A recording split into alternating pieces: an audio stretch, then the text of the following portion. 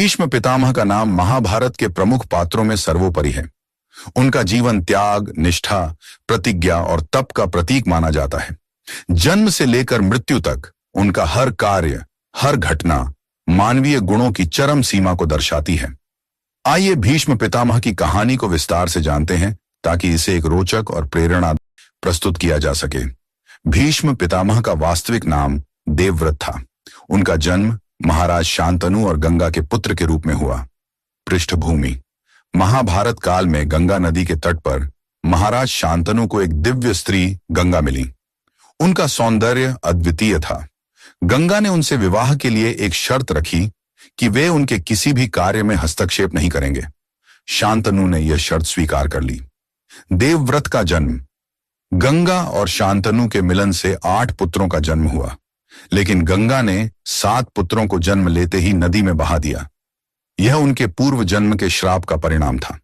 गंगा का 8वां पुत्र देवव्रत था, जिसे उन्होंने जीवित रखा और शांतनु के पास छोड़ दिया। सूव प्राचीन काल में गंगा पुत्र देवव्रत, जो आगे चलकर भीष्म पितामह के नाम से प्रसिद्ध हुए, बचपन से ही तेजस्वी, कुशाग्र बुद्धि और पराक्रमी थे। उनका जन्म स्वयं गंगा और राजा शांतनु के संयोग से हुआ था।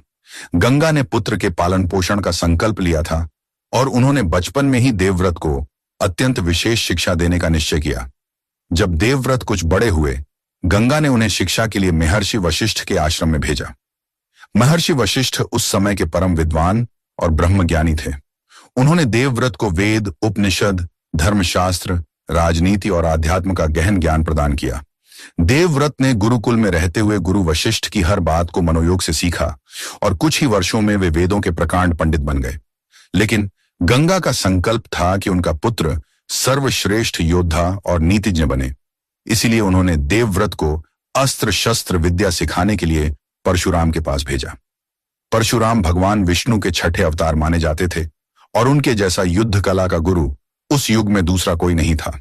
देवव्रत जब परशुराम के आश्रम पहुंचे तो उन्होंने गुरुदेव को प्रणाम किया और बोले, गुरुदेव, मुझे आपकी शरण में भेजा गया है ताकि मैं युद्ध विद्या में निपुण हो सकूं। कृपया मुझे अपना शिष्य बना लीजिए। परशुराम ने उनकी निष्ठा और संकल्प को देखकर उन्हें शिष्य के रूप में स्वीकार कर लिया। परशुराम के पास रहकर देवव्रत ने धनुर्विद्या, गदा युद्ध, तलवार चलाना और अन्य अस्त्र शस्त्रों का अभ्यास किया। कई वर्षों तक उन्होंने घोर तप और परिश्रम से युद्ध कला में महारत हासिल की। परशुराम ने स्वयं उनके पराक्रम की परीक्षा ली और उन्हें अजेय योद्धा का आशीर्वाद दिया। शिक्षा के अंतिम चरण में गंगा ने उन्हें बृहस्पति और शुक्राचार्य जैसे महान आचार्यों से भी शिक्षा दिलवाई। बृहस्पति से उन्होंने नीति, राजनीति और कूटनीति का गहन ज्ञान प्राप्त किया, जबकि शुक्राचार्य ने उन्हें संधि, युद्ध और शत्रु पर विजय पाने के गुप्त रहस्यों को बताया। देवव्रत की शिक्षा पूरी होने के बाद वे न केवल एक वीर योद्धा बने, बल्कि धर्म, सत्य और मर्यादा के रक्षक भी बने।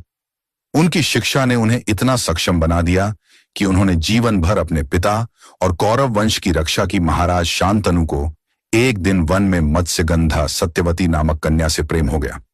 उन्होंने उसके पिता से विवाह का प्रस्ताव रखा। सत्यवती के पिता ने एक शर्त रखी कि सत्यवती के पुत्र ही राजा बनेंगे। देवव्रत का बलिदान: जब देवव्रत को यह झांत हुआ तो उन्होंने अपने पिता की खुशी के लिए राजगद्दी छोड़ने की प्रतिज्ञा की। भीष्म प्रतिज्ञा: देवव्रत ने सत्यवती के पुत्रों को राजा बनाने की शपथ ली और साथ ही आजन्म ब्रह्मचारी रहने का व्रत लिया। यह प्रतिज्ञा इतनी कठोर थी कि आकाश से देवताओं ने कहा, भीष्म, भीष्म अर्थात महान। तभी से देवव्रत का नाम भीष्म पड़ा।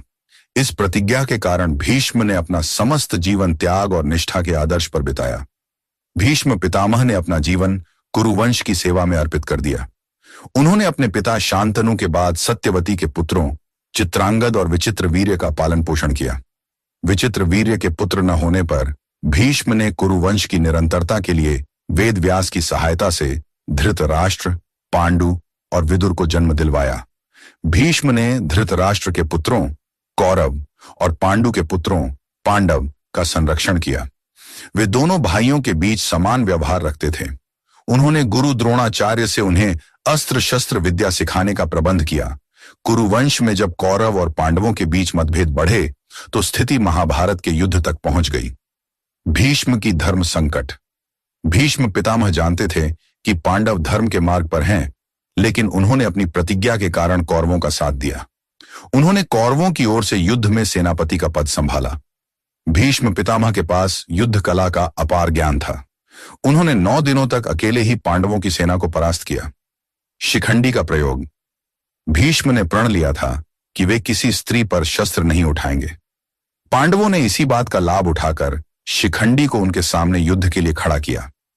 शिखंडी का जन्म स्त्री रूप में हुआ था। अर्जुन ने शिखंडी की आड़ में भीष्म पर बाणों की वर्षा की। भीष्म पितामह को इच्छा मृत्यु का वरदान प्राप्त था। जब अर्जुन के बाणों से उनका पूरा शरीर छिद गया तो वे भूमि पर नहीं गिरे। उनका शरीर बाणों की शैया पर टिका रहा। भीष्म ने सूर्य के उत्तरायण होने तक मृत्यु का वर्ण नहीं किया।